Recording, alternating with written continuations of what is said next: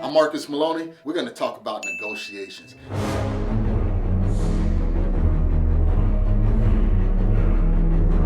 You know what I used to do? I used to only close about 25% of the deals that I work with sellers, but I was able to get that up to close to 80%. The majority of the negotiations come down to these four areas: price, process, person, and purchase contract. What the hell do you mean, Marcus? So I'm gonna explain each one to you real quick. So, have you had that conversation with the seller and they said, you know what, I like your offer, but your offer is just definitely not acceptable because my neighbor down the street sold for a lot more. So that's the price objection. How do you overcome that objection? One of the things that we do is we always tell people, counter the seller and say, okay, I understand that your neighbor sold for $500,000, but did you put in the amount of work that your neighbor put into his property? Do you have the quartz countertops? Did you replace the floors? Did you do new windows? Did you upgrade the AC? If they say no, what they're trying to get you to pay is definitely not worth the amount. So the next part is the process. A lot of times when you're working with sellers, they really don't understand the process. They've only sold a house maybe once or twice in their life, and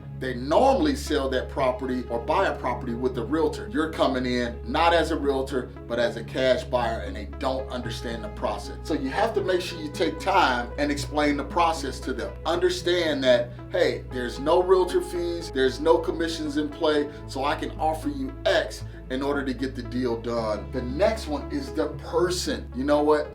I know I can be a likable guy, but sometimes people just don't like me, and that's okay. I'd rather learn that they don't want to work with me and work with somebody else because I know that it's not my skills. It may just be some quality that I have. You gotta understand, you can't close every deal with everybody because they just may not like you, all right? That's hard to accept, but sometimes it happens. And then lastly, the purchase contract. There may be a lot of legal jargon in this purchase contract. People don't understand.